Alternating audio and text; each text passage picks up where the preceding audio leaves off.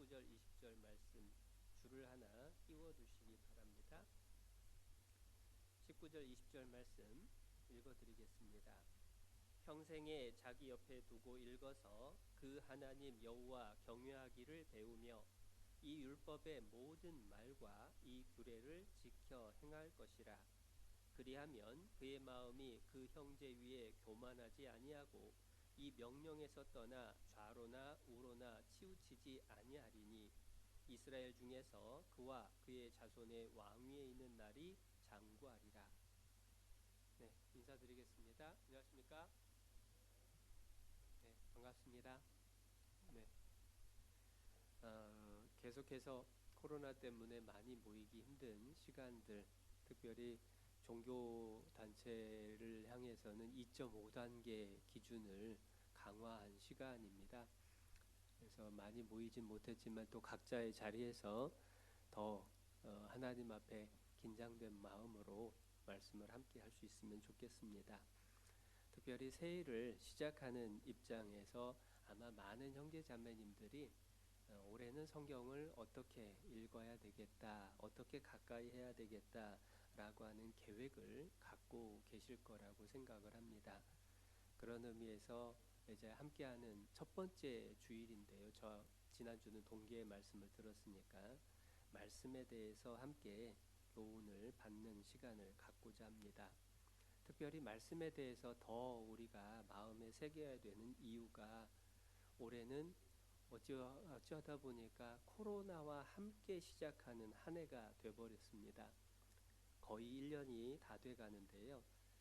어느 해보다도 각자 개인의 신앙 상태가 더 중요한 때가 이번 한 해가 되지 않을까라고 생각을 합니다.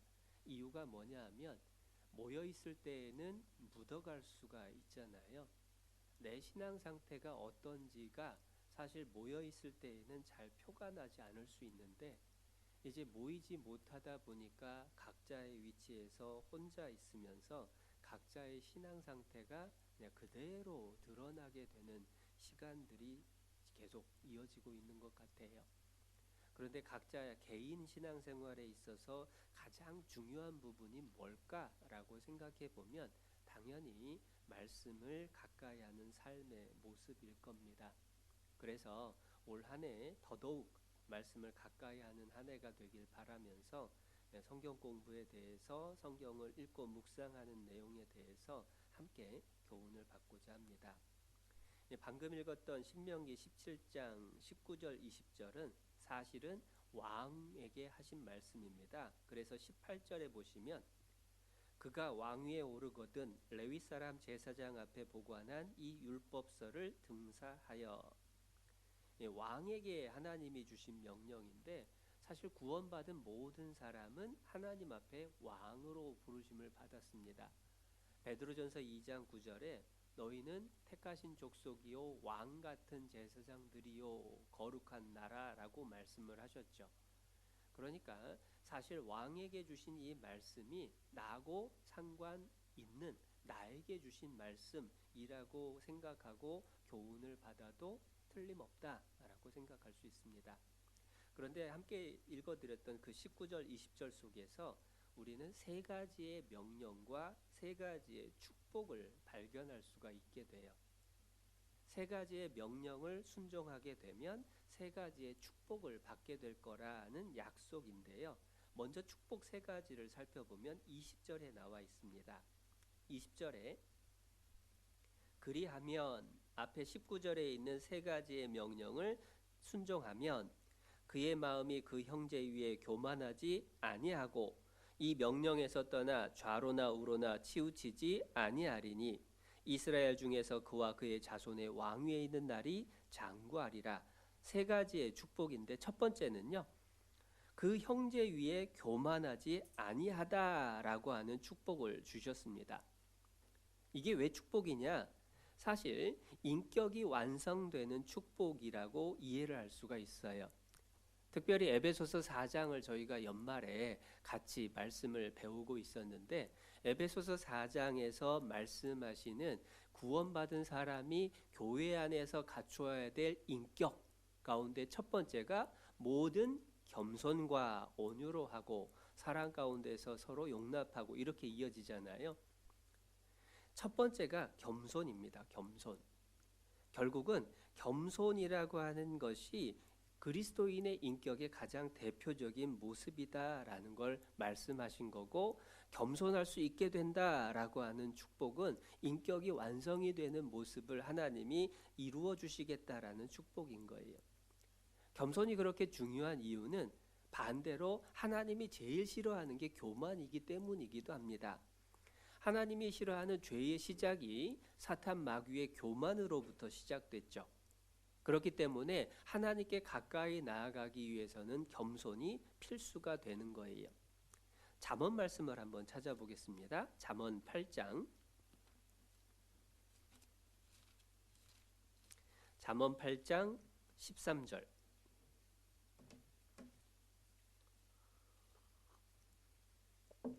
잠언 8장 13절. 여호와를 경외하는 것은 악을 미워하는 것이라. 나는 네 교만과 거만과 악한 행실과 패역한 입을 미워하느니라. 제일 미워하는 게 뭐냐? 교만을 제일 미워한다라고 말씀을 해주시죠. 그래서 하나님이 가장 미워하는 게 교만이고, 하나님께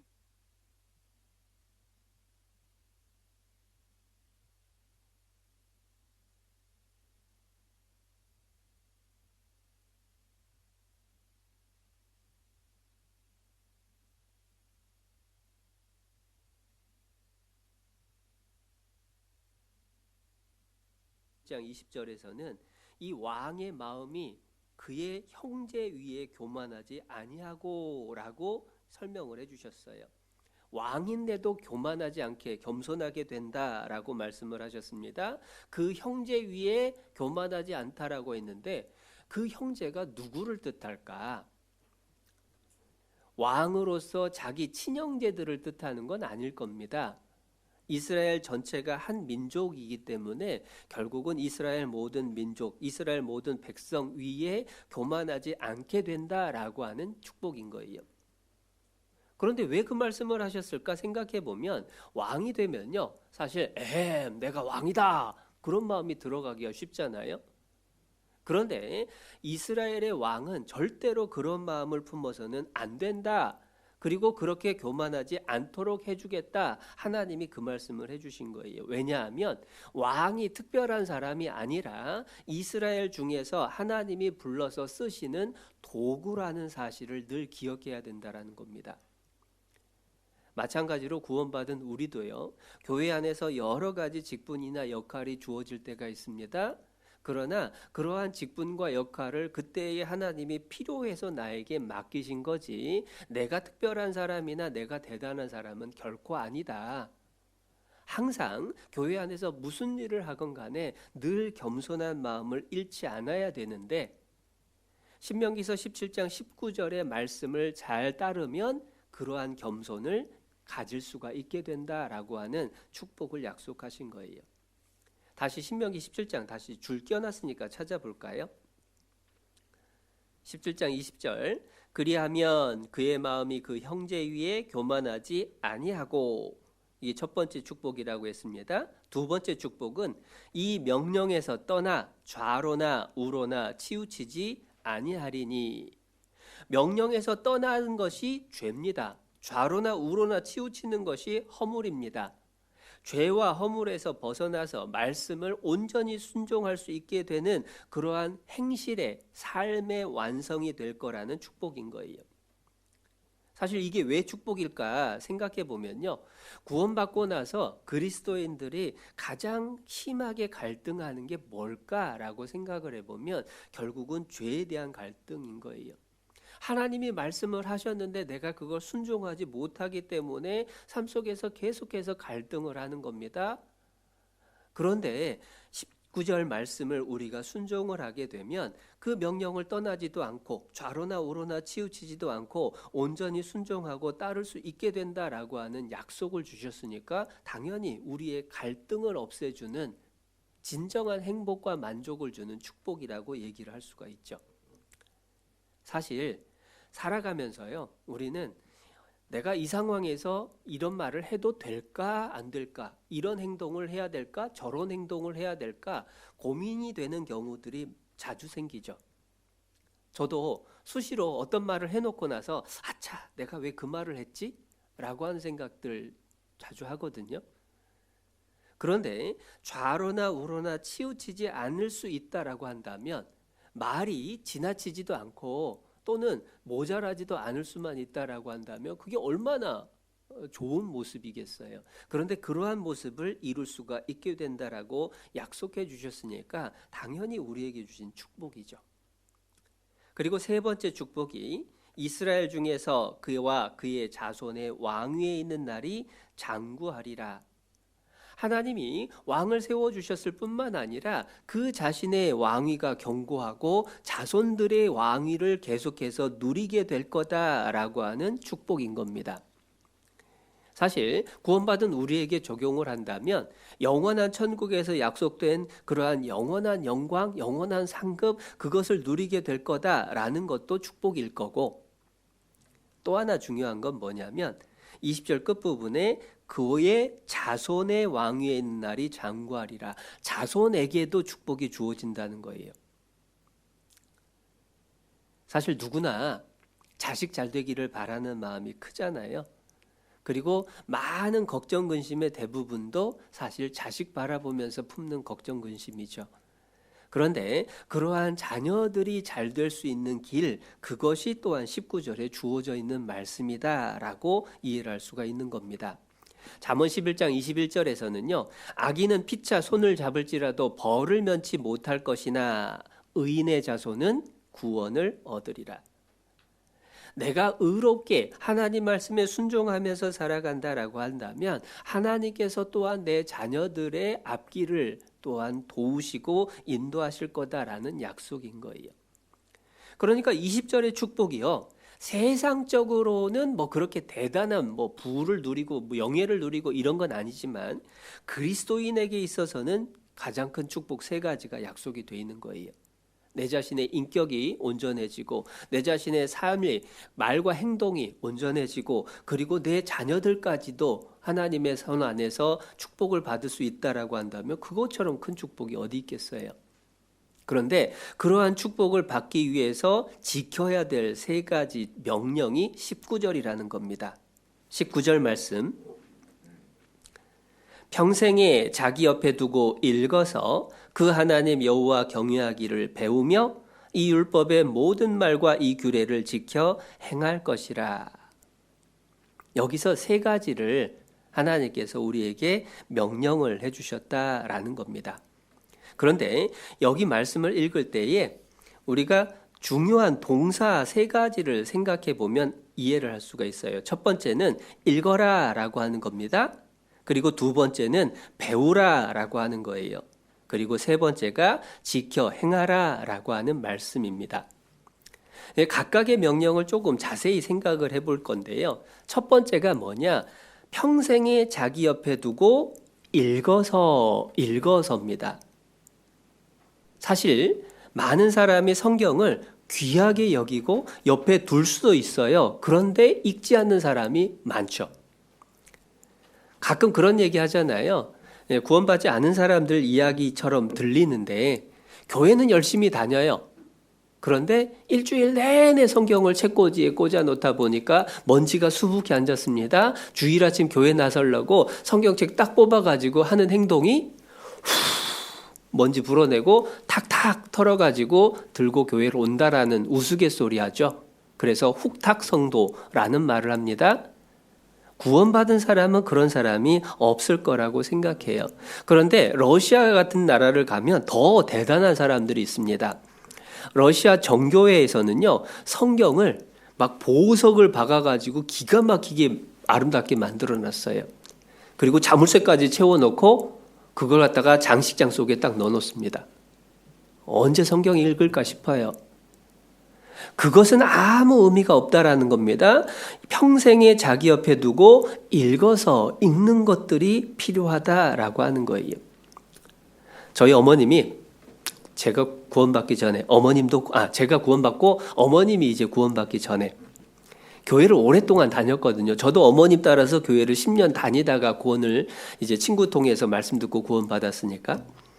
그런데 이제 제가 구원받고 집에 갔을 때에 화장실 가면서 성경을 가지고 들어갔더니 어머님이 놀래가지고 하신 말씀이 성경 가지고 어디 냄새나는 화장실 들고 가냐고 화를 내셨던 기억이 나요. 그러니까 이 성경 자체를 너무 거룩하게 신비롭게 생각을 하는 겁니다. 이 성경 자체가 마치 하나님인 것처럼 그렇게 생각을 하면서 화장실 갖고 가거나 함부로 해서는 안 되는 거예요. 성경 베고 잤다 하면 난리 나는 겁니다. 그런데 문제는 그러면서 성경은 안 읽는 거죠. 그것은 옳지 않다라고 하는 거예요. 뿐만 아니라 성경 강연의 말씀을 듣고 야, 성경은 진짜 하나님 말씀이다. 성경은 진리다. 성경은 확실한 하나님의 말씀이라고 자신 있게 말하고 나는 철저하게 믿는다라고 대답도 할 수 있습니다. 그런데 읽지 않는다면 아무 소용 없다는 거예요.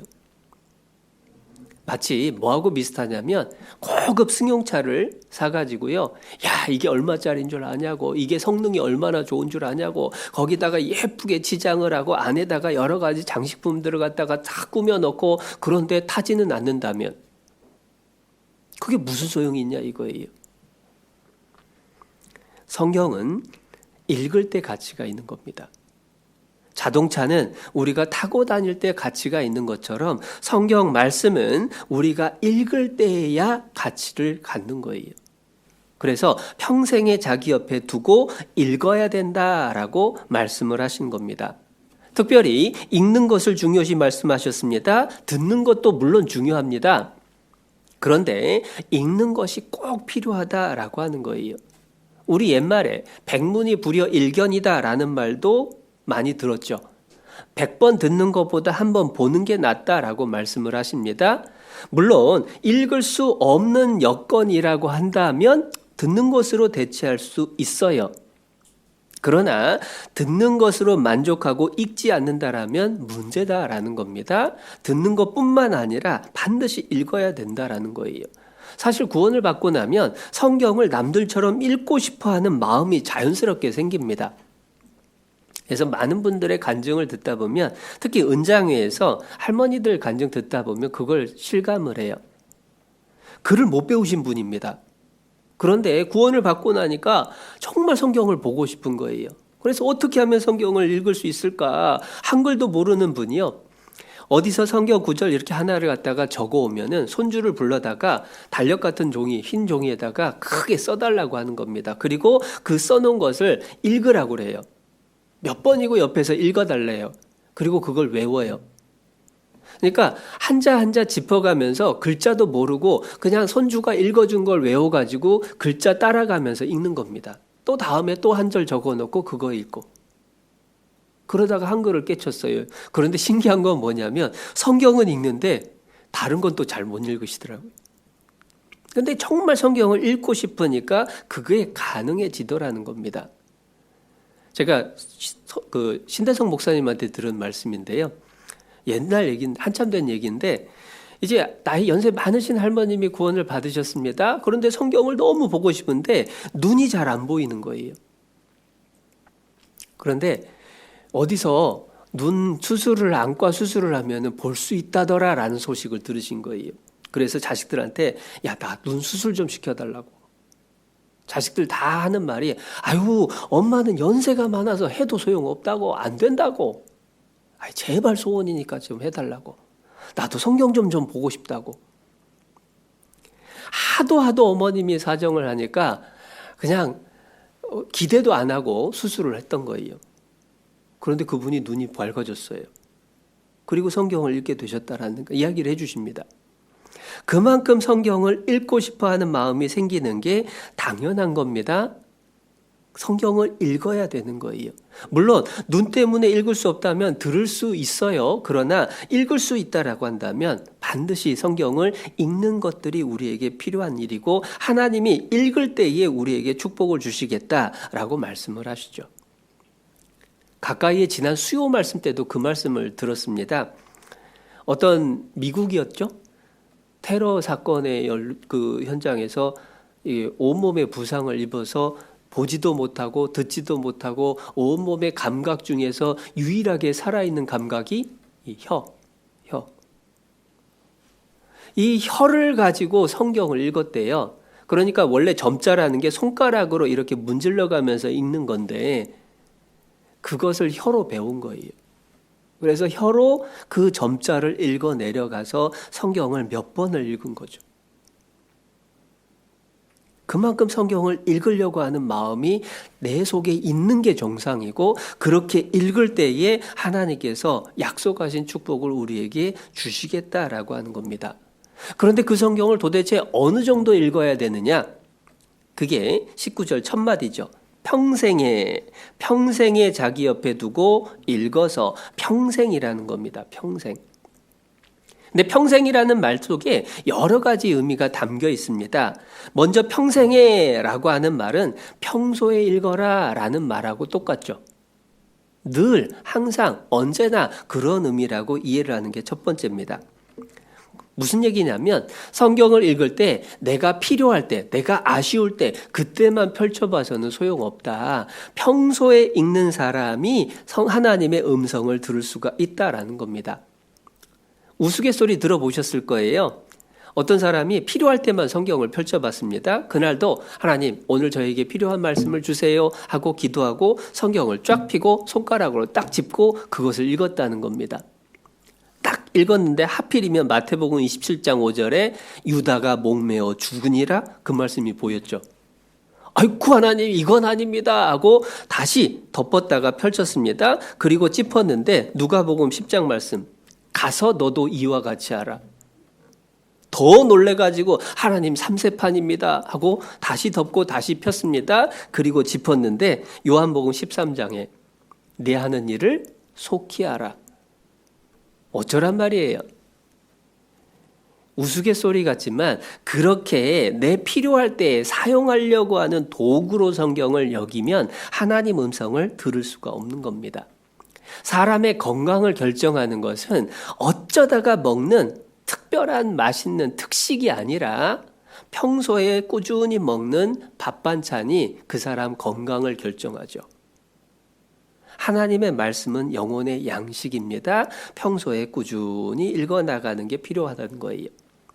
또한 평생에 자기 옆에 두고 읽는다라고 하는 것은 어려서든지 나이 들어서든지 나이와 상관없이 계속 읽어야 된다라는 뜻이기도 하죠. 시편 71편을 찾아보겠습니다. 시편 71편 17절 17절 하나님이여 나를 어려서부터 교훈하셨으므로 내가 지금까지 주의 기사를 전하였나이다. 하나님이여 내가 늙어 백수가 될 때에도 나를 버리지 마시며 내가 주의 힘을 후대에 전하고 주의 능을 장래 모든 사람에게 전하기까지 나를 버리지 마소서. 어려서부터 지금까지 늙어서 백수가 될 때에도 항상 말씀을 가까이 하고 그 말씀을 전하는 일을 해야 된다라는 거죠. 성경을 안 읽어도 되는 나이는 없다라고 하는 겁니다. 어린아이 글을 모르면 읽어주는 겁니다. 눈이 어두워지면 듣기라도 하는 겁니다. 에베소서 6장에서 성령의 검이 하나님의 말씀이에요. 마귀와 우리는 살아있는 동안에 끊임없이 싸워야 됩니다. 구원을 받은 건 그리스도의 군대가 된 거예요. 그런데 구원받은 그리스도인은 전역하는 때가 언제냐? 현역에서 물러나는 때가 언제냐? 주님 앞에 갈 때. 그 얘기는 살아 숨쉬는 동안에는 끊임없이 말씀을 가까이 해야 된다. 평생 읽어야 된다라고 하는 말씀이죠. 엊그제 수요 말씀 때도 그 말씀을 하시더라고요. 내가 이만큼 알면 알 만큼 알았지라고 하는 생각은 결코 있을 수도 있어서도 안 된다는 겁니다. 하나님은 영원 무궁하신 분입니다. 전지전능하신 분입니다. 그분의 말씀에 끝이 없는 거예요. 평생 죽을 때까지 나이와 상관없이 계속 읽어야 되는 거죠. 그리고 평생에라고 하는 의미는 항상이라고 하는 의미이기도 합니다. 바쁠 때는 생략하고 여유가 있거나 내 마음 내킬 때 읽으라는 게 아니라는 거예요. 우리가 평생 먹어야 사는 것처럼 우리가 말씀을 계속해서 읽어야 내 영혼이 살아난다, 힘을 얻는다라고 하는 겁니다. 밥을 한번 잘 먹었다고 뷔페 가서 음식 배 터지게 먹었다라고 해서 며칠 굶을 수 있냐 이겁니다. 그럴 수 없잖아요. 계속 먹어야 되는 것하고 똑같다는 겁니다. 마치 감동적인 설교 한번 들었다라고 해서 내가 며칠 성경 안 읽어도 되는 게 결코 아니라는 거예요. 어떤 분은요, 이런 얘기를 하더라고요. 그리고 실제로 그게 어찌 보면은 많이 공감하고 당연한 것처럼 얘기를 하는데 조금 생각해 볼 필요가 있어요. 무슨 얘기냐면 주일날 나와가지고 설교 말씀 듣고 에너지 충전하고, 그리고 월화수 살다가 이제 방전될 쯤 되면은 다시 수요일날 나와가지고 또 말씀 듣고 충전하고, 그리고 목금토 살다가 또 일요일날 와서 충전하고, 이렇게 살아가는 거다라고 하는 이야기를 종종 합니다. 물론 주일 말씀, 수요 말씀 중요합니다. 그런데 그게 정상적인 신앙생활이라고 할 수가 있을까? 요한복음에서 이제 사마리아 여인이 물을 뜨러 올 때에 예수님께서 나타나셨잖아요. 그리고 해주신 말씀이 뭐냐면 생수의 근원이 그 속에서 솟아날 거다. 이 여인이 질문한 게 뭐냐면, 우리 한번 찾아볼까요? 요한복음 4장.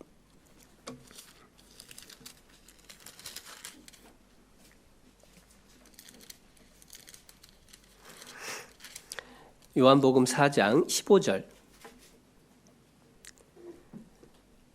여자가 가로되 주여 이런 물을 내게 주사 목마르지도 않고 또 여기 물길로 오지도 않게 하옵소서. 자꾸 매일매일 물 들어오는 게 너무 곤욕인 거예요.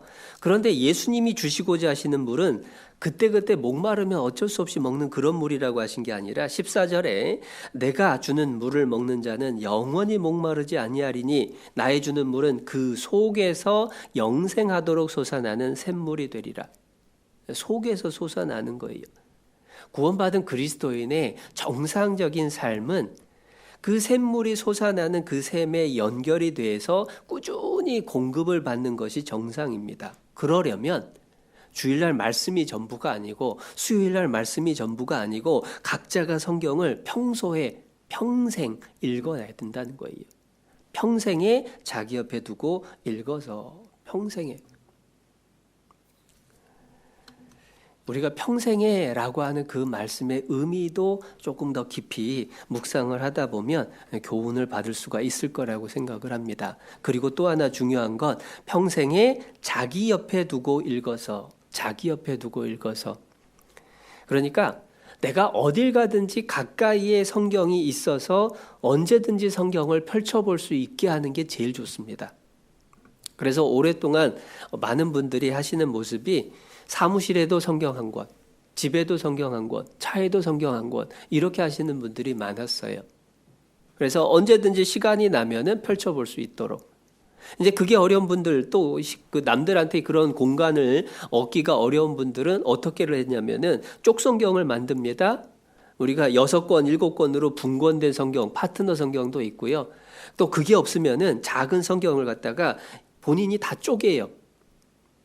서도성 목사님이 전도인이 되기 전에 너무 바쁜데 성경은 읽고 싶으니까 어떻게 하셨냐면 작은 성경을 하나 사서 다 쪼갰습니다. 그래서 낱장을 갖다가 몇 장씩 이렇게 딱 해서 지갑에다가 넣고 다녔대요. 그러니까 어느 날 지갑을 딱 꺼냈는데 두툼하잖아요. 그러니까 본 사람들이 야, 넌 뭔 돈을 그렇게 많이 갖고 다니냐 그러더래요. 속으로 생각했답니다. 돈보다 더 귀한 거예요. 그러면서 그 지갑에서 성경 꺼내서 수시로 펼쳐보는. 요즘은 스마트폰에 성경 어플들도 참 많아요. 그러니까 사실 어디 가든 언제든지 성경을 볼 수 있는 환경이 돼 있고 실제로 그러한 삶을 살 수 있다면 신명기 17장 20절의 축복을 받을 수 있는 준비가 되는 거다라고 이해를 할 수가 있게 되는 거죠. 그래서 성경을 많이 읽어야 된다. 그게 하나님의 은혜를 받고 하나님의 능력을 공급받는 통로가 된다라고 하는 것은 분명합니다. 사실 그 말씀이 아니어도 아마 구원받은 우리들 모두가 성경 읽어야지라고 하는 계획을 세우실 거예요.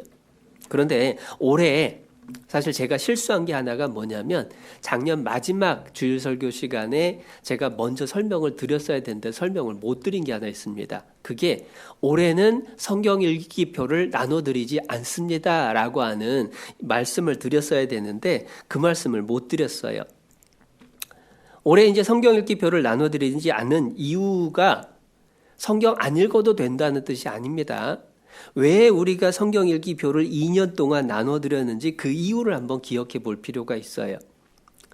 성경 읽기표 나눠드린 이유는 뭐냐면 성경 읽자가 아니라 거기서 수준을 좀 더 높여서 묵상하자. 그래서 모든 형제 자매님들이 같은 본문을 읽고 서로 묵상한 내용을 나누면서 격려하면서 묵상하는 습관을 만들어 보자. 그런 의미에서 성경 읽기표를 나눠드린 겁니다. 그러면 왜 올해는 성경 읽기표가 없냐? 2년 동안 그 묵상한 내용들을 카톡방에 이렇게 올리면서 서로 격려했으면 좋겠습니다 하면서 그 카톡에 올라오는 묵상 내용들을 제가 보니까요. 성경 읽기표 분량에 맞게 하시는 분들도 있지만 상관없는 분량, 상관없는 본문, 그러니까 각자 개인이 다른 성경을 읽고 그거 묵상 올리는 분도 많더라고요. 그 모습을 보면서 굳이 똑같은 본문을 읽으라고 말씀을 드릴 필요는 없겠다라고 생각을 해서 올해는 성경 읽기표 자체를 나눠드리지 않았던 거예요. 더더군다나 제가 이 남대전 와가지고 지금까지 계속 하는 얘기, 제일 강조하는 얘기가 뭔지 아마 이제는 다 느끼실 겁니다. 성경 좀 읽읍시다. 성경 묵상 좀 습관화해 봅시다. 성경을 일독을 해봅시다. 성경을 다독을 합시다 해서 다독한 것에 대해서 시상도 하고 성경을 이제 묵상을 해봅시다. 묵상을 습관으로 만들어 봅시다. 이렇게 해서 지금 6년째입니다. 이제는 각자가 계획을 세워서 성경을 꾸준히 읽는 것들을 그리고 묵상하는 것들을 습관으로 만드는 것들이 되어 있어야 되고 스스로 그걸 만들려는 노력이 필요할 거라고 생각을 해요. 감사하는 것은 연초에 왜 성경 읽기표 안 주느냐라고 묻는 분들이 많았다라는 게 사실 감사해요. 왜냐하면 그래도 성경을 읽으려고 하는 마음이 있으니까 그걸 찾으시는 거잖아요. 그래서 성경 읽기표 스캔해 놓은 것도 있고 또 남은 분량 조금 있기도 하고 또 각자 또 새로 계획을 세워도 상관없습니다. 평생에 자기 옆에 두고 읽어서라고 하는 말씀을 우리가 지켜나가는 게 중요하지 어느 부분을 읽느냐가 중요한 건 아니죠. 그리고 다들 웬만하면은 최소 목표가 성경 1독, 1년에 1독은 할 거다라고 하는 계획을 세우셨을 겁니다. 그리고 그게 기본이 돼야 된다라고 생각을 해요. 왜냐하면 사실 성경 1독을 어렵다라고 하는데 성경 1독을 하기 위해서 우리가 얼마만큼의 시간이 필요할까라고 하는 걸 계산을 해보면 그게 그렇게 어려운 건 아니에요. 성경 전체가 1189장입니다. 1년이 365일입니다. 하루에 3장하고 4분의 1장을 읽으면은 1년에 1독이 끝나요. 그러니까 하루에 3장 정도씩 분량을 읽는다라고 생각을 하면 거의 1독이 되는데 주일날 1장 더 읽고 2장 읽고 하면은 2장 더 읽고 하면은 1독이 넘어갑니다. 그런데 1장 읽는데 10분 걸린다라고 계산을 해보면요. 하루 30분이 안 걸리는 거예요. 하루에 30분 내는 것이 그렇게 힘든 걸까? 드라마 본방사수를 하려고 애쓰고 뉴스는 안 놓치고 들으려고 하고 취미나 여가 생활엔 시간을 쓰고 심지어 맛집 찾아다니면서 시간을 쓰는데 드라마 한 편에 3, 40분 기본 훌쩍 지나갑니다. 뉴스 한번 보면 4, 50분 훌쩍 지나갑니다. 맛집 찾아서 먹고 오려고 하면요. 그냥 2시간 지나가는 거예요. 그런데 하루 30분 시간을 못 내겠느냐 이겁니다. 다니엘 학습법이라고 하는 베스트셀러가 있었는데요. 그 저자는 어렸을 적부터 어떤 걸 배웠냐면 아침에 성경 정해진 분량을 못 읽으면 엄마가 아침밥을 안 줬어요. 그렇게 자기는 훈련을 받았다라고 하는 걸 이제 책으로 써서 소개를 해줬었는데, 어떤 분은 그런 얘기를 하면 야, 어떻게 그렇게까지 하냐? 라고 하는 생각을 할 수도 있는데요. 중요한 건 뭐가 중요한 거냐면 그 집에서는 성경 읽는 것을 밥 먹는 것보다 더 중요하게 생각했다라고 하는 게 우리가 배울 점이죠. 그런 의미에서 나라고 하는 사람은 과연 무엇을 중요하게 생각할까? 무엇을 먼저 할까? 하루를 살면서요, 우리는 먹고 살기 위해서 일을 해야 됩니다. 그리고 살아남기 위해서 밥을 먹어야 됩니다. 피곤하니까 쉬어야 됩니다. 때로는 TV를 보거나 뉴스를 보거나 인터넷을 봅니다. 그리고 성경 구원받은 사람 성경도 읽어야 되겠죠? 뭐 개인적으로 누군가를 만나는 시간도 있을 겁니다. 여러 가지 일들을 하는데 과연 그 가운데에 나는 가장 1번을 뭘로 두고 사느냐? 정말로 평생에 자기 옆에 두고 읽어서라고 하는 그 하나님의 당부를 우리가 마음 깊이 새기고 중요하게 여긴다라고 한다면 1년의 성경 일독이라는 건 결코 어려운 일은 아니라는 겁니다. 그리고 사실 하루 30분 시간을 내서 1년 일독을 하는 것 자체는 그 구원받은 사람이 어찌 보면 기본으로 해야 될 일이 아닐까라고 생각을 해보게 돼요. 성경은 영혼의 양식입니다. 잘 먹어야 잘 크고 일도 잘해요. 제가 태어날 때 4.2kg였답니다. 저희 집안에서 제가 제일 우량아였어요. 그런데 지금 제 모습을 보면 별로 우량하지 않죠. 그런데 어머님이 야, 너는 그렇게 크게 났는데 왜 네가 이렇게 안 큰 줄 아냐? 하면서 알려주셨습니다. 안 먹어요. 안 먹어. 편식도 하고 제일 중요한 건 어렸을 때 갓난아기 때 어머니 젖도 잘 안 나오는데 젖이 아니면 다 안 먹었대요. 분유를 줘도 뱉어냈대요. 그러니 요 모양이 되죠. 잘 먹어야 잘 크는 것은 당연한 겁니다. 사람들은 이야기를 하죠. 사람은 안 변해 라고 하는 말을 자주 합니다. 여러분, 사람은 변할까요? 안 변할까요?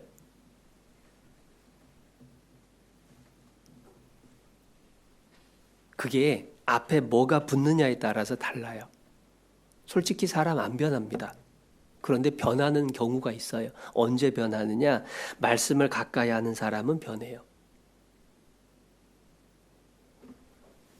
제가 전도했던 이상현 목사님이 원래 구원받고 초기에는 주말이면은 만화책을 이만큼 싸다가 집에다 놓고 봐요. 기숙사에서 같이 지냈는데 기숙사에 어느 날 보니까 주말만 되면 만화책 이만큼 수북이 쌓이는 겁니다. 만화 보는 거, 비디오방 가서 비디오 보는 거 되게 좋아했거든요. 그리고 학교 옆에가 궁동, 유성 궁동이었습니다. 거기에 그냥 수시로 왔다 갔다 했는데요. 근데 교회는 안 나오면서 성경을 계속 봤거든요. 그런데 성경을 계속 보다 보니까 어느 날 아이고 교회 나가야 되겠다. 그래서 교회 나오기 시작했습니다. 어느 날 또 궁동을 지나서 충대 대학생들 교제하러 가는데 궁동 그 거리를 보면서 아유 이 소돔 고모라 같은 이 모습을 보라고 답답해 죽겠다고 불과 몇 달 전에 본인이 뻔질나게 들라던 그곳을 향해서 그 말을 하더라고요. 옆에서 그거 보면서 참 이렇게 사람이 급변할 수 있구나. 같이 기질 테스트를 했는데 그분 기질은 본인이 테스트를 하더니 하는 말이 나는 이 우울 점액질이라고 그래서 생각 많고 좀 여유 있는 편이라고. 그래서 그게 무슨 소리냐고. 본인이 어떤 기질인지 내가 테스트를 해주겠다고 해서 제가 봐왔던 그 목사님의 기질 성질을 딱 테스트를 해봤더니 정반대 다혈담즙질이 나와요. 근데 그분에게 그거 보여드렸더니 처음에는 내가 어찌 이러냐고 그러더니 제가 예전에 어땠나 생각해 보라고 그랬더니 그분이 가만히 있더니 전에 좀 그러긴 했죠 라고 돌아섭니다. 이유가 뭐냐면 실제 그렇거든요. 180도 바뀐 거예요. 그런데 어떻게 사람이 180도 바뀌느냐? 큰 사고를 당한 것도 아닌데 어떻게 그렇게 바뀌느냐? 그 능력이 이 말씀 속에 있는 거예요. 말씀을 가까이 하면 변할 수 있는 겁니다. 그래서 평생에 자기 옆에 두고 읽어서라고 말씀을 하시죠. 그런데 이런 생각하시는 분들 계실 거예요. 아니, 그 말이 이해는 되는데 이상하다고. 뭐가 이상하느냐? 아니, 구원받고 교회 생활을 그렇게 오래 하고 말씀도 그렇게 들었는데도, 또 말씀을 읽었다라고 하는데도, 실제로 말씀을 1년에 1독씩 하는데도 왜 누구누구는, 왜 나는 안 변하지? 이유가 있어요. 둘 중에 하나입니다. 첫 번째는 구원을 안 받았든지, 두 번째는 신명기 17장 본문에 나와요. 신명기 17장 다시 돌아가 보겠습니다. 신명기 17장 19절.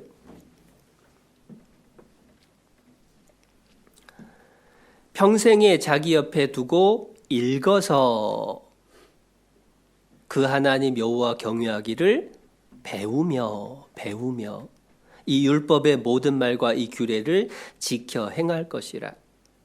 행함으로 나타나기 전에 한 가지 중요한 단계가 있다는 거예요. 그게 배우며입니다. 배우며. 평생에 자기 옆에 두고 읽어서 이 율법의 모든 말과 이 규례를 지켜 행할 것이라. 그게 아니라 평생에 자기 옆에 두고 읽어서 그 하나님 여호와 경외하기를 배우며 이 율법의 모든 말과 이 규례를 지켜 행할 것이라. 배워야 돼요. 무슨 말이냐면 열심히 읽었지만, 열심히 들었지만 실제로 배운 적이 없을 수도 있다라고 하는 거예요. 무슨 얘기냐면 학창 시절에 학교에서 윤리 시간, 도덕 시간에 많은 것을 들었습니다. 시험도 봤습니다. 그런데 그대로 사나요? 머리에 입력은 했지만 진짜 자기께 된 게 아닌 거예요. 배운다라고 하는 건 뭐냐면 이해했다, 안다, 그게 아니라 자기 것으로 만드는 게 배우는 거예요. 실제로 말씀 속에서 듣고 보는 것하고 배우는 것이 동일한 게 아니라는 걸 알게 되는데요. 빌립보서 4장도 한번 찾아보겠습니다. 빌립보서 4장 9절입니다. 빌립보서 4장 9절. 너희는 내게 배우고 받고 듣고 본 바를 행하라. 그리하면 평강의 하나님이 너희와 함께 계시리라. 배우는 것하고 듣고 보는 것을 따로따로 설명을 하셨어요. 배우는 게 필요하다는 겁니다. 그러면 도대체 배운다라고 하는 게 뭐냐? 배운다라고 하는 건 앞에 말씀드린 것처럼 내 것으로 만드는 과정이라고 했잖아요. 이게 막연할 수가 있으니까 학생들이 공부하는 것, 학생들이 학교에서 배우는 것하고 한번 비교를 해보는 겁니다. 이 배운다, 학습한다, 공부한다라고 하는 건 세 단계로 이루어져 있어요. 3단계입니다. 1단계는 입력하는 겁니다. 보고 듣는 거예요. 2단계는 뭐냐? 그것을 분류 정리하는 겁니다. 생각을 해서 이게 중요한 것, 중요하지 않은 것, 이걸 먼저 해야 될 것, 나중에 해야 될 것, 이거를 분류 정리하는 게 2단계입니다. 3단계는 뭐냐? 이제 그걸 출력하는 겁니다. 그것을 말로 표현을 해보거나 글로 써보는 거예요. 그게 공부하는 겁니다. 그래서 1단계는 입력, 2단계는 생각하고 정리하는 것, 3단계는 출력입니다. 자, 이게 배우는 3단계입니다. 이게 실제 삶 속에서 어떻게 적용되는지 학생들의 모습에 그대로 연결을 해볼게요. 자, 아이가 학교에 가서 아침 일찍부터 가가지고 저녁 늦게까지 이제 수업을 열심히 들었습니다. 몇 단계 한 거죠? 수업 열심히 들었습니다. 듣는 거 몇 단계예요? 1단계입니다. 1단계 했습니다. 그리고 저녁 때 집에 돌아와서 밥 먹자마자 엄마가 너 학원 안 가냐? 해가지고 학원 갔습니다. 학원 가서 밤 10시까지 또 수업을 열심히 들었습니다. 몇 단계 한 거죠? 1단계 했습니다. 그리고 학원 끝나고 나오자마자 스마트폰으로 게임하면서 집으로 걸어와가지고 집에 오자마자 컴퓨터 켜고 게임합니다. 그러면 엄마가 잔소리를 하죠.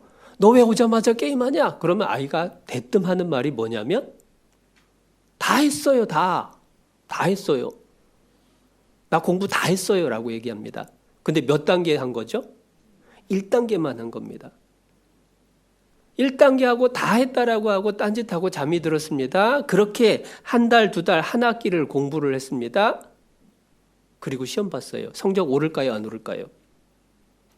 안 오르는 거예요. 왜 안 오르느냐? 1단계만 하고 2단계, 3단계를 해본 적이 없는 겁니다. 자기께 된 게 아닌 거예요. 열심히 들었지만 내 건 아니에요. 그러니까 시험을 봐도 안 올라요.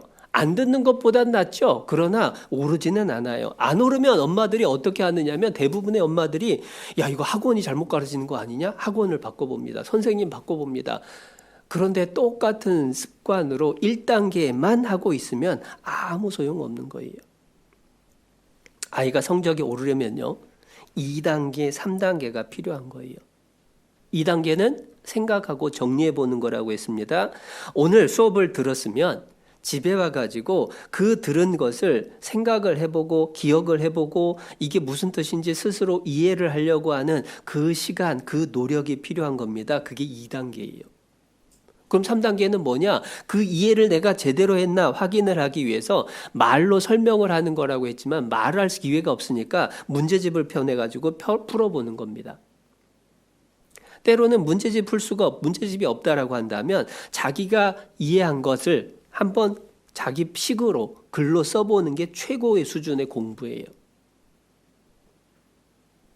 그래서 공부라고 하는 것은 들은 것, 본 것을 이해 정리를 해서 내 것으로 만드는 과정 전체가 배우는 거예요.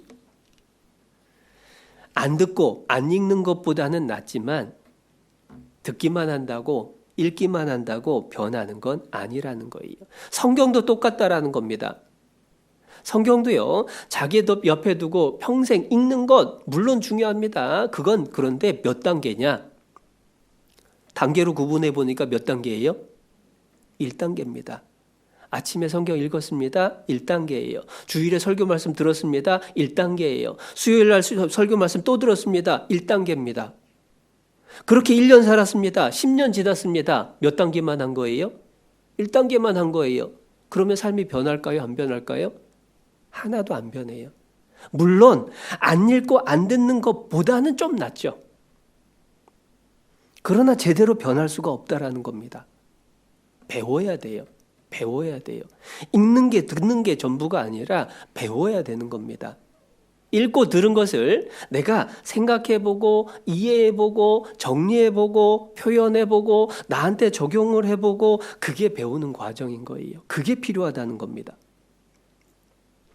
그럼 성경을 배운다라는 건 어떻게 나타나는 걸까?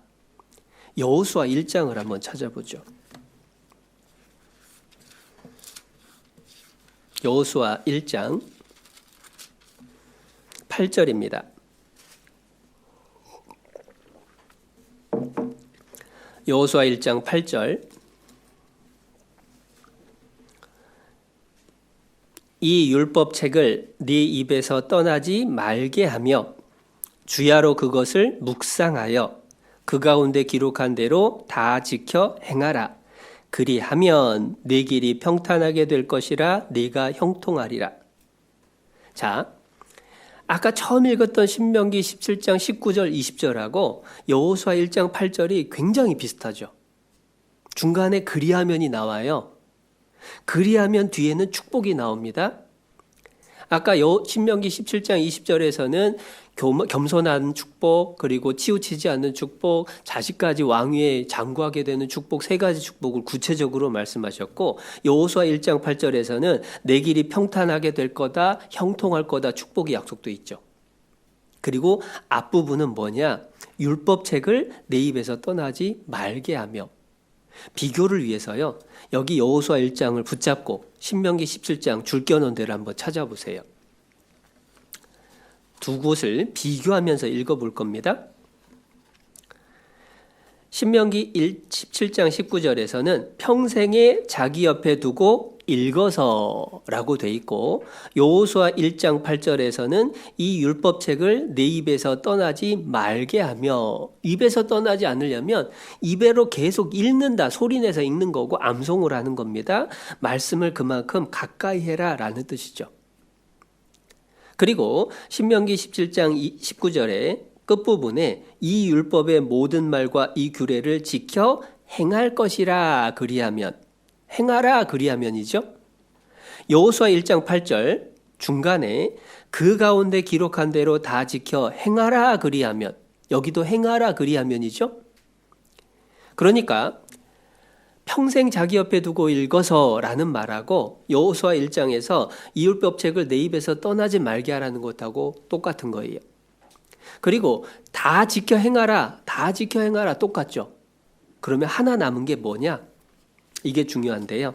우리가 궁금했던 신명기 17장 19절에 그 하나님 여호와 경외하기를 배우며 하고 똑같은 게 뭐냐?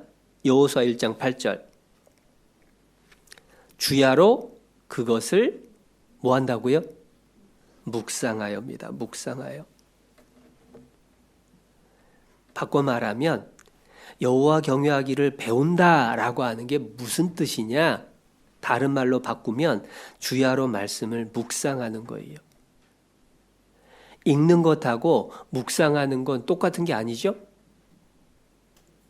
읽는 것은 쭉 읽어 내려갔습니다. 입력한 겁니다. 묵상이라고 하는 건 뭐냐? 그것을 다시 한번 생각을 정리를 해보는 거예요. 영어로 연구하다라고 하는 게 리서치입니다. 리서치할 때 re라고 하는 게 다시라는 뜻이에요. 서치라고 하는 것은 살펴본다는 겁니다. 그러니까 연구라고 하는 건 뭐냐면 일단 한번 살펴봤던 것을 다시 살펴보는 것, 그게 연구예요. 배운다라고 하는 건 뭐냐면 일단 한번 입력된 것을 다시 한번 생각하고 이해하고 정리하는 것, 그게 묵상이죠. 그게 배우는 과정인 거예요. 그게 2단계입니다. 그런데 공부라고 하는 건 2단계가 끝이 아니라고 했죠.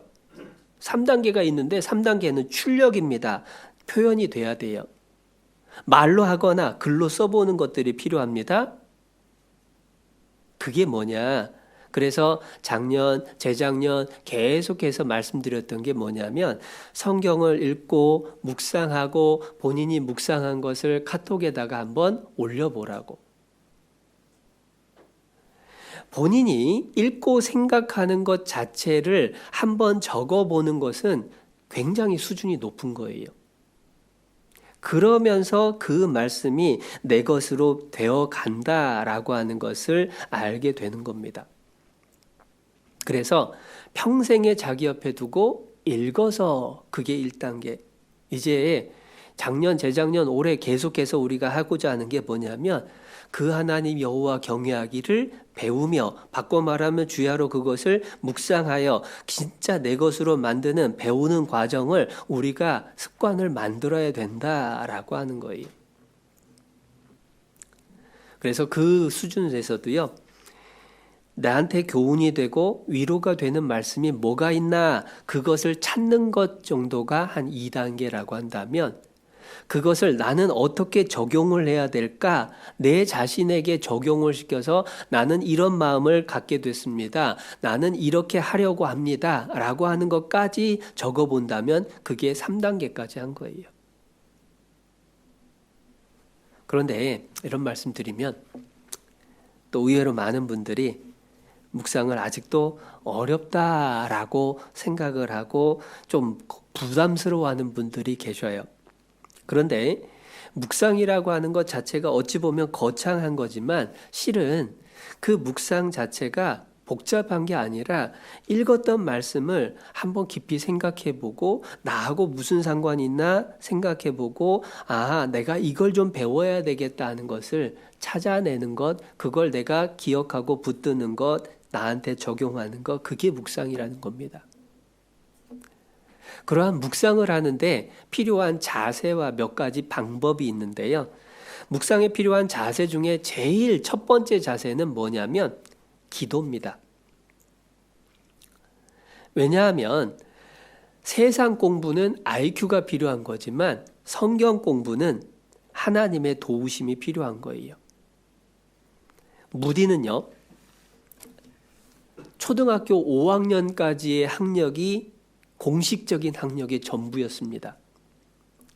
그런데 여러 권의 책이 나왔고 그분은 가장 많은 사람에게 복음을 전한 사람으로 알려져 있죠. 어떻게 그럴 수가 있느냐? 성령의 도우심이 있다면 얼마든지 가능한 거죠. 그렇기 때문에 성경을 읽을 때에는 당연히 기도가 우선돼야 됩니다. 특별히 그게 중요한 이유는 우리 잘 알기를 성경은 성령의 감동하심을 입은 사람들이 하나님께 받아 말한 거잖아요. 성령의 감동으로 기록됐습니다. 그렇기 때문에 성경을 올바로 이해하기 위해서는 성령의 도우심이 필요한 거예요. 그걸 보고 저자 직강이라고 표현을 하기도 하더라고요. 하나님이 직접 쓰신 거니까 하나님께 직접 듣는 게 제일 좋다라고 하는 거죠. 그래서 성경을 읽기 전에 우리가 늘 잊지 않아야 될 기도가 뭐냐? 시편 119편 18절 말씀. 내 눈을 열어서 주의 법에 기이한 것을 보게 하소서. 하나님, 나에게 주시는 말씀 나에게 알게 해주세요. 깨닫게 해주세요. 실제로 성령이 하시는 일 자체 중에서 제일 중요한 일이 뭐냐면 말씀을 깨닫게 해주시는 일이죠. 요한복음 14장 한번 찾아보겠습니다.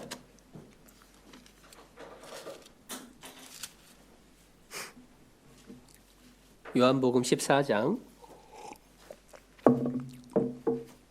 26절입니다. 26절 보혜사 곧 아버지께서 내 이름으로 보내실 성령 그가 너희에게 모든 것을 가르치시고 내가 너희에게 말한 모든 것을 생각나게 하시리라. 가르치시고 생각나게 하시리라. 입력해 주시고 그것을 이해할 수 있게 해주시는 분, 기억할 수 있게 해주시는 분, 그분이 성령님이시다. 때로는 어려운 말씀을 풀어주시기도 합니다. 때로는 내게 필요한 말씀을 보게도 해주셔요. 때로는 내가 잘못 알고 있는 것을 고쳐주시기도 합니다. 그게 성령님이 하시는 일인 거예요. 그렇기 때문에 성경을 읽기 전에 제일 먼저 중요한 게 기도. 그런데 그 기도를 잊지 않게 해주는 우리 마음 자세가 있어요. 그게 뭐냐면 간절함입니다. 하나님 말씀을 좀 더 알고 싶다. 하나님 나한테도 좀 알려주세요. 그 마음이 있으면 자동적으로 기도가 나올 거 아니에요? 그러니까 성경을 읽고 묵상을 할 때 하라고 하니까 억지로 하면은 기도도 안 나와요. 빨리 숙제 끝내려고만 합니다. 그러나 내가 정말로 배우기를 원하는 마음이 있다라고 한다면 잘 배우기 위해서 간절한 마음이 있다면 기도할 수밖에 없어요. 하나님 알려주세요. 알게 해주세요. 도대체 나한테 무슨 말씀을 해주시는 거죠? 하나님께 물을 수 있게 되는 거죠. 그러니까 내 마음에 중요한 게 간절함이에요. 베레아 사람은 데살로니가 있는 사람보다 더 신사적이어서 간절한 마음으로 이 말씀을 받고 이것이 과연 그러한가 하여 날마다 성경을 상고함으로 그 중에 믿는 사람이 많고 간절한 사람이 구하게 되고 그 사람에게 성령께서 깨닫게 해주시고 그 사람이 온전한 믿음으로 변화된 삶을 살 수 있게 되는 거죠. 그렇다면 나는 과연 말씀을 알고자 하는 하나님 뜻을 알고자 하는 간절함이 얼만큼 있을까? 잠언 2장을 한번 찾아보겠습니다.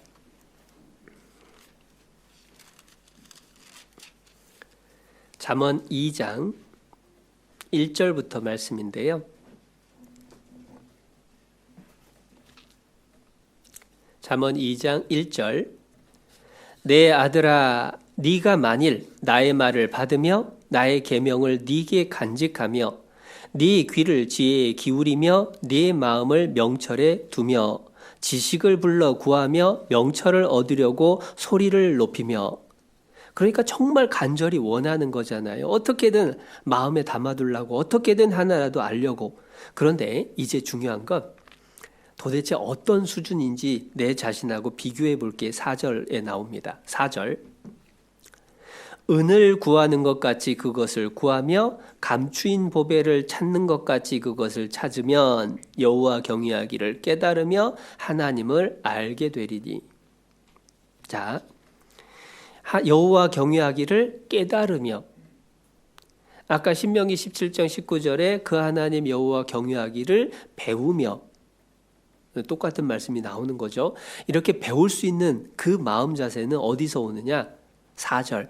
은을 구하는 것 같이 그것을 구하며 감추인 보배를 찾는 것 같이 그것을 찾으면. 얼만큼 간절하냐? 돈 벌려고 하는 것처럼, 보물 찾으려고 하는 것처럼 그러한 간절함이 있느냐라고 하는 거예요. 우리 자신을 한번 생각해 보면 됩니다. 내가 돈 벌기 위해서 하는 수고하고 내가 말씀을 하나라도 더 알기 위한 수고하고 비교를 해보는 겁니다. 얼마만큼 열심인지. 돈 10만 원 번다라고 하면 새벽 3시부터 일어나가지고 뛰쳐나가는 사람이 성경 한 구절 보기 위해서는 6시에 일어나는 것도 힘들다. 그건 차이가 큰 거죠. 은을 구하는 것 같이 그것을 구하며 감추인 보배를 찾는 것 같이 그것을 찾으면 하나님은 내 마음의 간절함을 보시고 그 간절한 마음에 필요한 것들을 채워주시는 분입니다. 우리는 돈을 벌기 위해서 피곤해도 병들어도 재미없어도 싫은 소리를 들어도 때로는 졸리고 때로는 속상한 일이 있어도 그래도 일자리 출근해서 아침부터 저녁까지 일을 하잖아요. 그런데 말씀 한 구절을 내가 알기 위해서, 하나님 뜻을 하나라도 알기 위해서 나는 어떤 마음, 어떤 수고를 하고 있는지를 비교를 해보면 왜 내 마음속에 깨달아지는 것도 내 삶이 변화되는 것도 이다지도 없는 건지가 드러나게 되겠죠. 그리고 그러한 간절한 마음조차도 하나님께 내게 그러한 간절한 마음을 달라고 하는 기도가 필요할 겁니다. 그리고 그러한 간절함은 하나님이 하라고 하니까 억지로 하는 게 아니라요. 처음 읽었던 말씀에서처럼 실은 그 길이 내가 복받는 길이니까 그런 거예요. 그 길이 하나님이 기뻐하시는 일일 뿐만 아니라 그게 나한테도 축복이 약속된 길입니다. 그러니까 평생에 자기 옆에 두고 읽어서 그 하나님 여호와 경외하기를 배우며 내가 좀 더 잘 배우고자 기도하게 되는 거예요.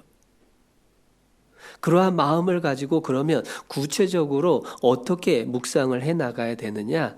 묵상의 방법들 따져보면 정말 많을 수도 있지만 거꾸로 생각하면 어찌 보면 너무 단순할 수도 있어요. 묵상의 기본은 뭐냐면 읽는 것이 없이는 묵상도 없죠.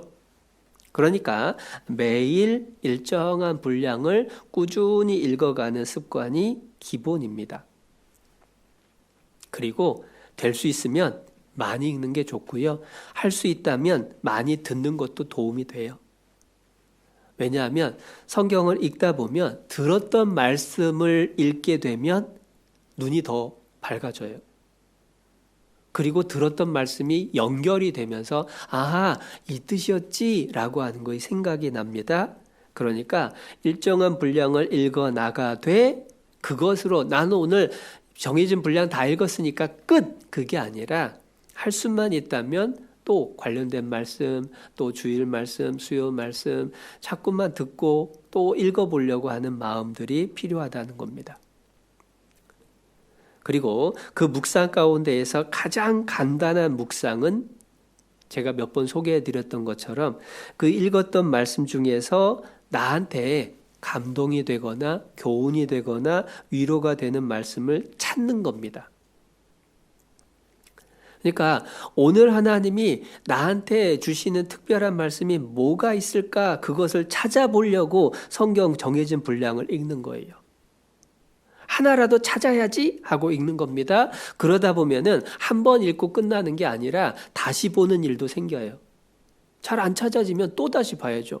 뭐가 더 있을 텐데, 뭔가 있을 텐데 그것을 찾아보는 겁니다. 잘 안 찾아지니까 찾기 위해서 필요한 도움되는 방법이 뭐냐? 읽으면서 색칠을 해보는 겁니다. 그래서 여러 번 소개했고 많이 들었을 거예요. 그래서 색깔 여러 가지로 표시를 해보는 겁니다. 사람마다 이제 정해진 색깔이 다를 텐데요. 저는 삶의 방식, 내 생활에 대한 교훈은 초록색으로, 하나님에 대한 설명은 하늘색으로, 죄에 대한 것은 오히려 빨간색으로, 또 복음에 대한 것은, 그리고 하나님의 사랑에 대한 건 노란색으로, 그 구체적인 사실, 역사적인 증거에 대해서는 파란색으로, 뭐 여러 가지 색깔을 정해가지고 칠을 하는 겁니다. 그냥 무작정 칠하는 것은 묵상에 도움이 안 돼요.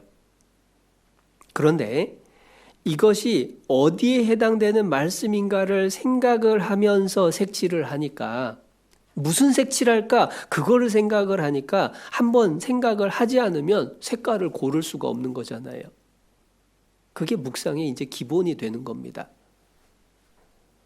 해서 색깔을 칠하면서 쭉 읽어나가고 그 가운데에서 내가 잘 생각이 안 난다면 다시 한번 색깔 칠해진 부분을 또 보면서 오늘 나에게 하나님이 일깨워 주시는 말씀을 찾아보는 거예요. 그게 2단계의 과정의 모습인 겁니다. 영어로 묵상이라고 하는 것을 메디테이션이라고 불러요. 메디테이션하고 비슷한 단어가 메디신입니다. 메디신, 약이라는 뜻이에요. 약. 라틴어로 둘 다 똑같은 어원에서 나온 겁니다. 약이나 묵상이나 같은 어원에서 시작됐다. 그건 뭐냐면 비슷한 게 들어있는 거예요. 뭐가 비슷하냐면 약이라고 하는 건요, 내가 먹으면 몸속으로 들어와서 온 몸에 퍼져서 약효를 내잖아요. 묵상이라고 하는 건 어떠한 생각이나 주제가 내 마음에 들어와서 그것이 내 것으로 흡수가 돼가지고 내 말과 행동에 영향을 주게 되는 것, 그게 묵상인 거예요. 그저 읽고 듣는 것하고 차이가 뭐냐? 코로나 환자가요, 이게 좋은 약이래, 이게 특효약이래 라고 아는다고 해서 코로나가 낫냐 이거예요. 알았다면 먹어야지 낫죠. 주사를 맞아야지 낫죠.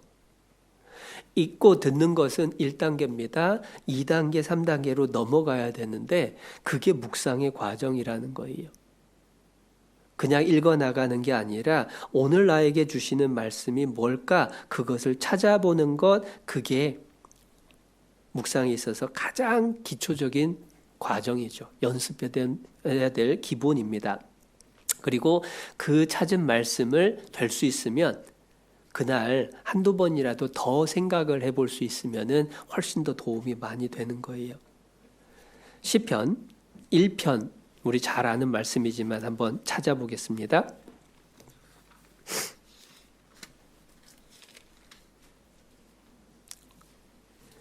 시편 1편 1절 2절. 복 있는 사람은 악인의 꾀를 좇지 아니하며 죄인의 길에 서지 아니하며 오만한 자의 자리에 앉지 아니하고 오직 여호와의 율법을 즐거워하여 그 율법을 주야로 묵상하는 자로다. 그 율법을 주야로 묵상. 읽는 것이 아니라 읽은 이후에 묵상을 하는 겁니다. 그런데 주야로 묵상을 하기 위해서 성경을 계속 들고 다닐 수는 없잖아요. 그래서 그날 아침에 묵상하고자 하는 말씀을 찾았다면 그 말씀을 한 구절 한번 수시로 생각을 해보고 내가 그 말씀대로 살아보려고 하는 것, 그게 이제 실천의 모습이 되는 거예요. 그리고 이제 묵상에 있어서 또 중요한 방법은 뭐냐면 그 성경 말씀을 읽으면서 내가 어떻게 적용해야 될까? 내가 무엇을 실천해야 될까? 하나님이 나더러 뭐 하라고 하시나? 라고 하는 것을 찾는 것도 중요합니다. 교훈과 위로뿐만 아니라 내가 지키고 실천하기 위해서 말씀을 찾는 거죠. 그렇게 되면 하나님이 깨닫게 해주시는 게 생길 겁니다. 약속이거든요. 요한복음 7장 말씀입니다.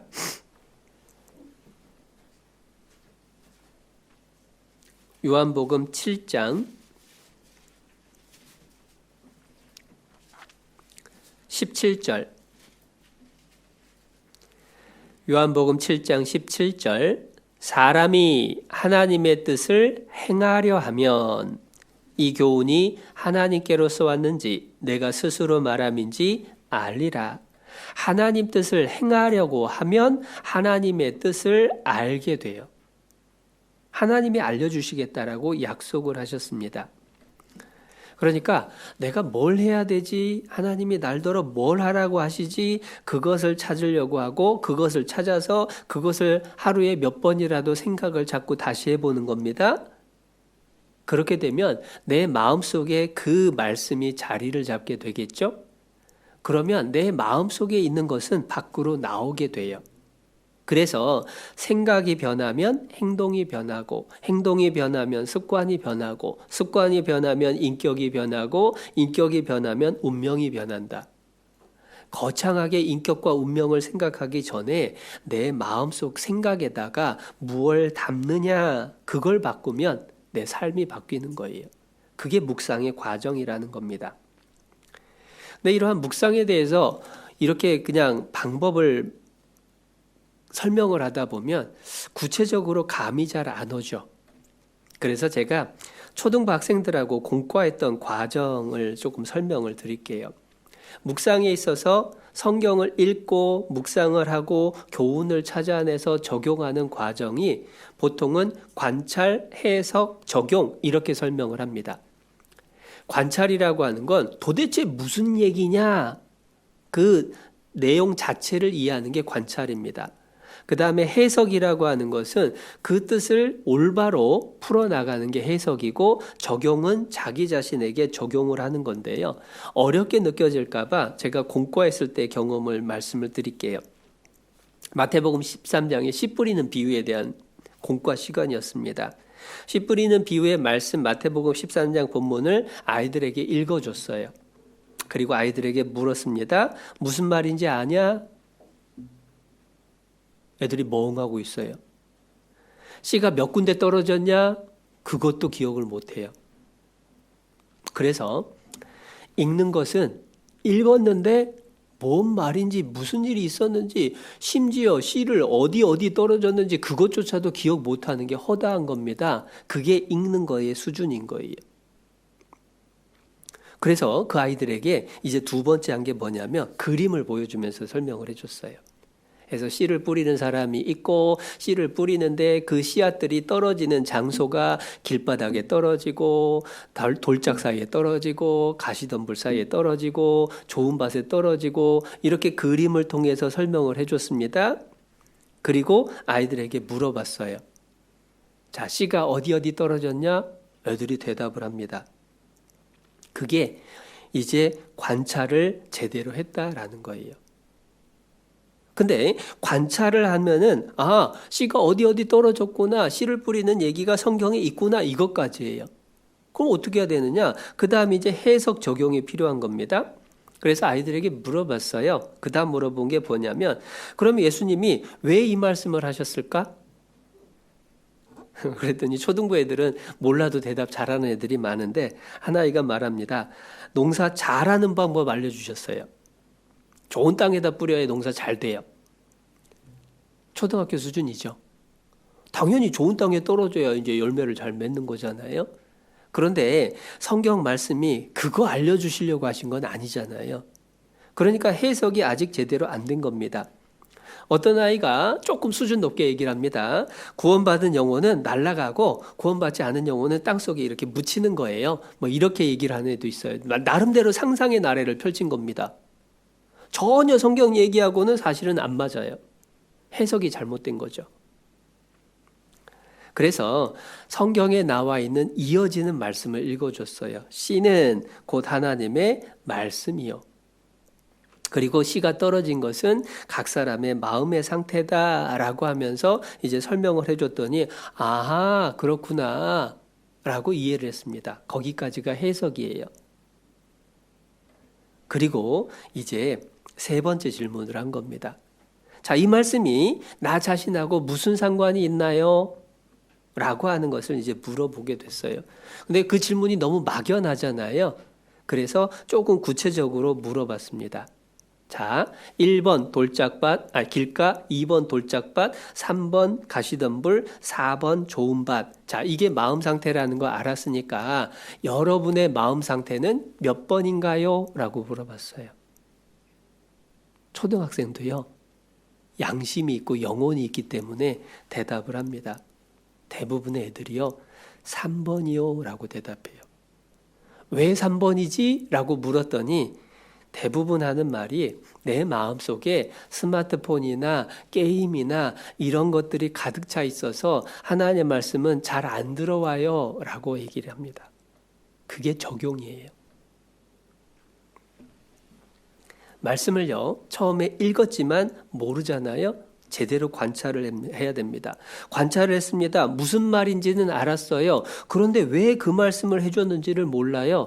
그러니까 그걸 해석을 합니다. 근데 해석은 했지만 나하고는 상관없는 얘기가 돼버릴 수 있습니다.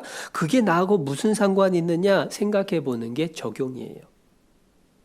그래서 묵상은 성경 말씀을 읽었으면 그게 무슨 뜻인지 이해를 하고 나하고 무슨 상관이 있는지 적용을 하는 것까지 가는 게 묵상입니다. 제일 쉬운 묵상은 나에게 위로가 되고 교훈이 되는 말씀을 찾는 것. 그리고 조금 더 나아가면 하나님이 나에게 뭘 시키시느냐 그것을 찾는 게 두 번째. 그리고 조금 더 묵상을 깊이 할 수 있다라고 한다면 관찰하고 해석을 해서 나한테 적용을 시키는 것까지가 이제 수준이 좀 더 높아진 묵상의 모습입니다. 그런데 적용을 할 때 뭘 구체적으로 찾을지가 막연하잖아요. 그래서 영어로 스페이스라는 말을 가지고 설명을 해주기도 합니다. 스페이스가 sins to confess라고 해서 내가 하나님 앞에 자백해야 될 죄. 첫 번째입니다. 두 번째, P는 promise to claim. 하나님 앞에 붙잡아야 될 약속. 그리고 A가 action to avoid. 내가 피해야 될 행동. 그 다음에 C가 command to obey. 내가 순종해야 될 명령. 그리고 마지막 E가 examples to follow. 내가 따라야 될 모범. 사실 예를 든 거지 꼭 이렇게 해야만 된다라는 건 아닙니다. 근데 말씀을 읽어보면요, 나한테 적용을 시키려고 하면 아이들이 내 마음은 3번 가시밭이에요 라고 얘기하는 것처럼 자신의 잘못을 돌아보는 마음이 생기죠. 그게 sins to confess예요. promise to claim이라고 하는 건 뭐냐면 하나님이 내게 주신 약속입니다. 하나님이 내 기도를 들어주시겠다. 하나님이 나와 늘 함께 해주시겠다. 그러한 약속들을 내가 붙잡으면 힘이 되잖아요. 그리고 actions to avoid, commands to obey라는 건 내가 피해야 될 행동, 내가 따라가야 될 행동. 그리고 내가 모범을 삼아야 될 모습, 이렇게 생각을 하면 이해가 되는 거죠. 그런데 이러한 묵상들을 솔직히 혼자 하려고 하면요, 사실 오래 못합니다. 운동도 혼자 하면 금방 그만두는 일들 많잖아요. 헬스장 등록했습니다. 한 달 등록했는데 이틀 나가고 안 나가더라고요. 그게 누구냐? 저예요, 저. 그래서 제가 헬스장 등록해놓고 한 달에 이틀 나가서 관뒀다라고 했거든요. 그랬더니 어느 형제님이 아유, 그렇게 생각하면 안 된다고. 헬스장 한 달 등록했다고 한 달 내내 나가야 된다고 생각하면 못 나간다고. 헬스장 등록해놓고 한 달에 이틀 나가면 잘 나갔구나 하고 좀 더 해서 한 달에 5일 나가면 진짜 잘 나갔구나. 그래야 그게 습관이 된다고. 이제 이런 얘기를 해주시는데 위로는 돼요. 그런데 안 되더라고요. 그래서 헬스장 그 뒤로는 등록 자체를 해본 적이 없어요. 근데 제가 광주에 있고 전주에 있을 때는 전도인들이 여럿이 있다 보니까요. 전도인들이 밥 먹고 탁구 좀 칩시다. 밥 먹고 그 실내 족구 좀 합시다. 이러면 그건 하게 되죠. 무슨 얘기냐면 혼자 하면 쉽게 포기하지만 함께 할 때에 꾸준히 할 수가 있어요. 그래서 묵상을 습관화하기 위해서 우리가 각자 하는 것으로 멈추지 말고 구역에서 서로 격려하고 또 각자 올려주고 올린 것도 보면서 나도 한번 생각하고 나도 한번 올려야 되겠다. 또 도전도 받고 그러면서 같이 가자라고 말씀드린 거예요. 물론 더 좋은 방법은 만나면 더 좋습니다. 그래서 어머니회 같은 경우는 코로나 있기 전에는 화요일 날 오전 10시에 모여서 시간 되시는 분들 모여서 묵상 모임 하기도 하고 어떤 구역에서는 월요일 날 저녁에 모여가지고 또 묵상 모임을 하기도 하고 대학에서는 대학별로 큐티 모임이라고 해서 아침 시간에 모여서 큐티 모임 갖기도 하고 지금은 코로나 때문에 다 못하게 됐지만 이제 좋은 방법은 직접 만나는 거고 그게 안 되면 카톡방을 통해서 함께하는 것도 좋은 방법이 된다라고 하는 거예요.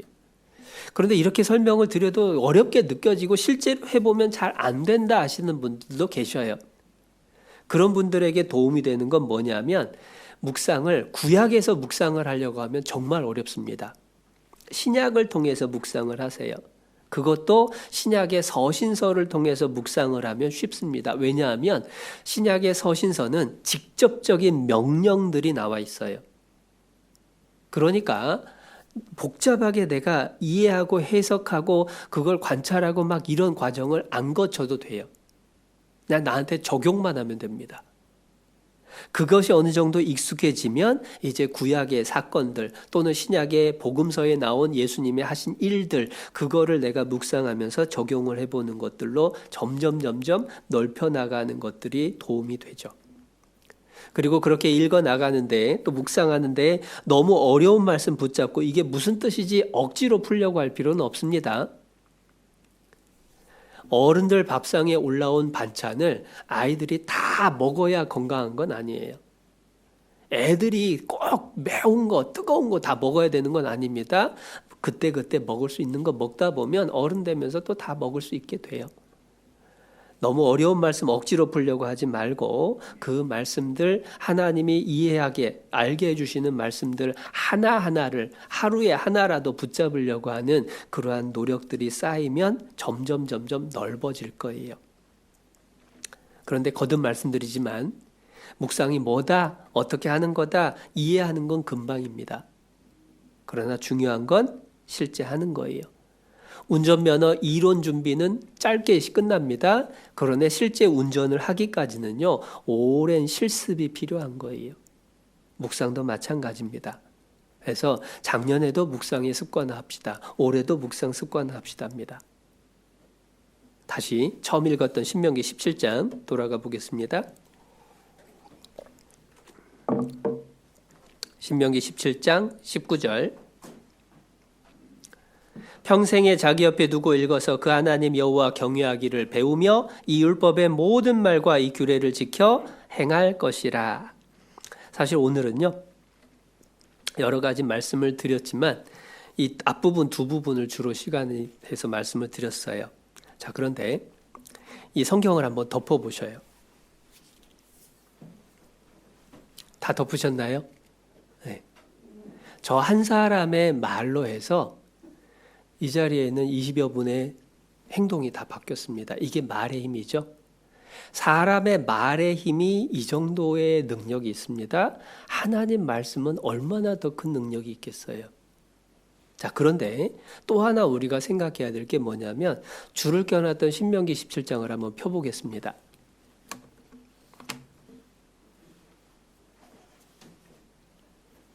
자, 줄을 껴놨던 분은 어때요?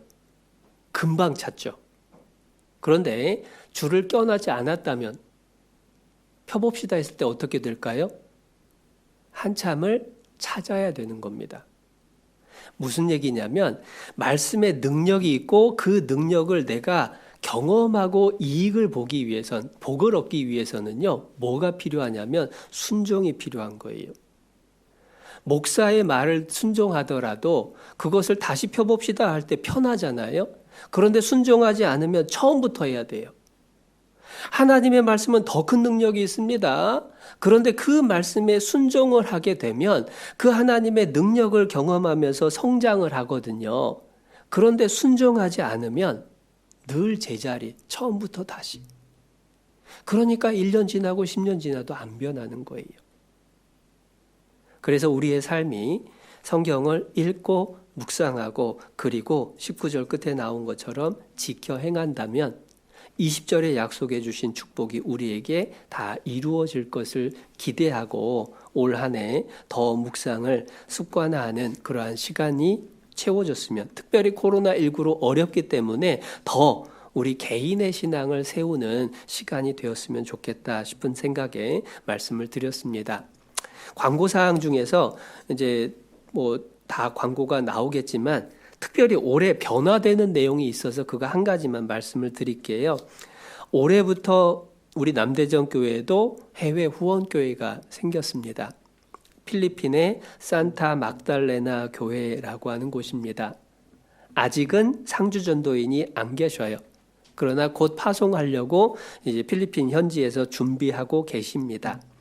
그런데 후원교회가 생기면요, 총회에 세계선교 분담금이라고 하는 것을 보내서 총회에서 그것을 취합을 해서 전 세계에 있는 우리 연결된 교회에 보내줍니다.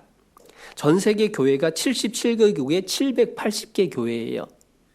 그 선교 분담금이 전국에서 모여들어온 액수가 약 8억 정도입니다.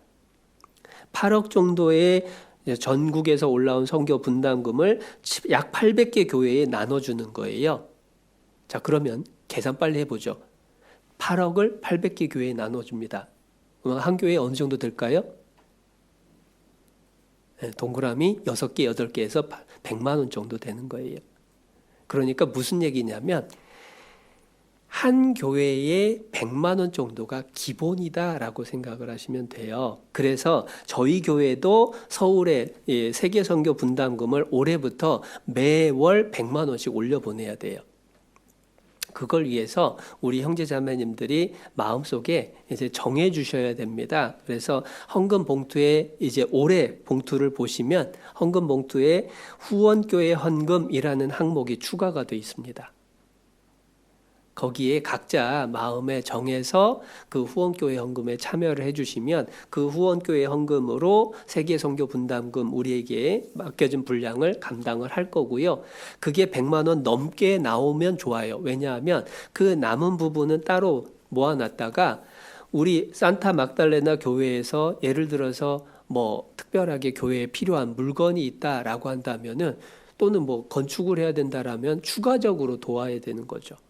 매달 보내는 100만 원은 그냥 운영비에 해당된다라고 이해를 하시면 되고, 이제 추가적으로 필요한 부분이 또 생길 수 있어요. 그래서 그거는 필요하면 작정을 할 수도 있고 필요하면 일반 회계에서 넘길 수도 있지만 우리 각자가 참여를 해주시면 차곡차곡 그게 쌓여서 또 넉넉하게 도울 수도 있을 거라고 기대를 합니다.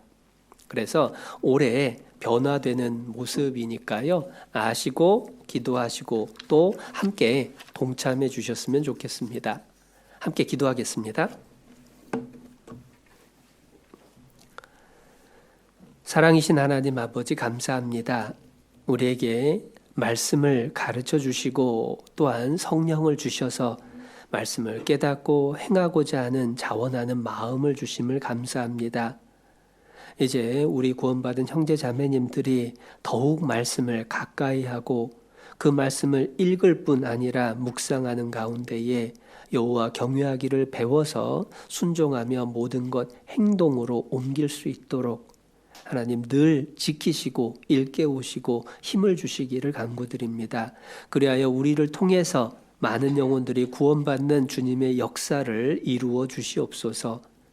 내일부터 있게 되는 대집회 모두가 함께 하지는 못하지만 말씀을 듣기로 약속하신 분들이 끝까지 말씀을 듣고 구원받을 수 있도록 교제 가운데 거할 수 있도록 성령께서 힘있게 역사해 주시고 그 일을 위해서 모든 형제 자매님들 비록 몸은 함께 하지 못할지라도 같은 마음으로 참여하고 기도하는 가운데에 구원의 역사 함께 볼 수 있도록 또한 도와주시옵소서.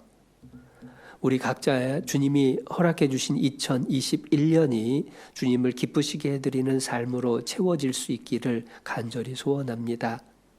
도와주시옵소서. 우리를 사랑하시는 예수님의 이름으로 기도드렸습니다. 아멘. 네, 함께 찬송가 235장 찬송하시겠습니다.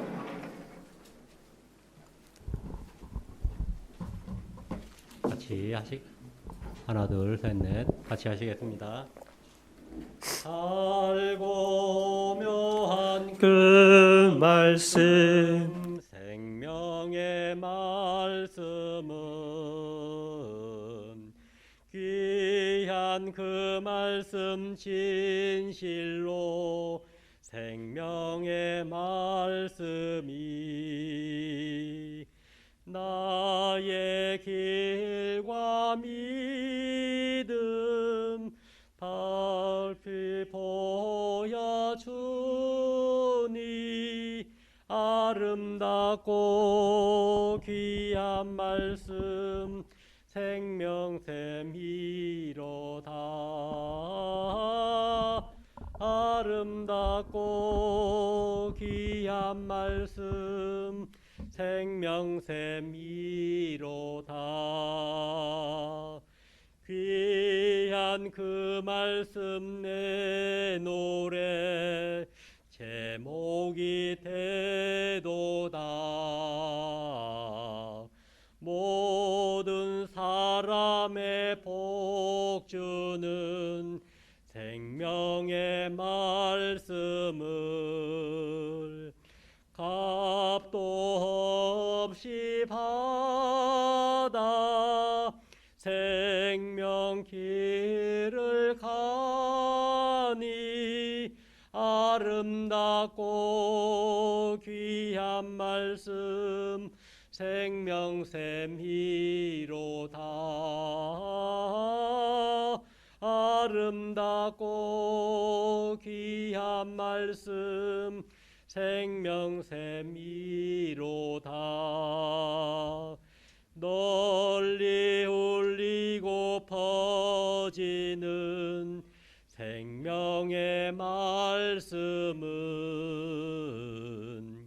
마음의 용서와 평안을 골고루 주나니 다만 예수 말씀 들어 복을 받네. 아름답고 귀한 말씀 생명샘이로다. 아름답고 귀한 말씀 생명샘이로다. 아멘.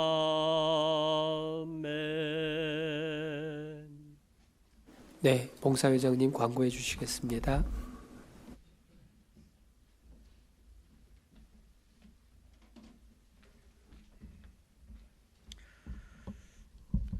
네, 안녕하세요.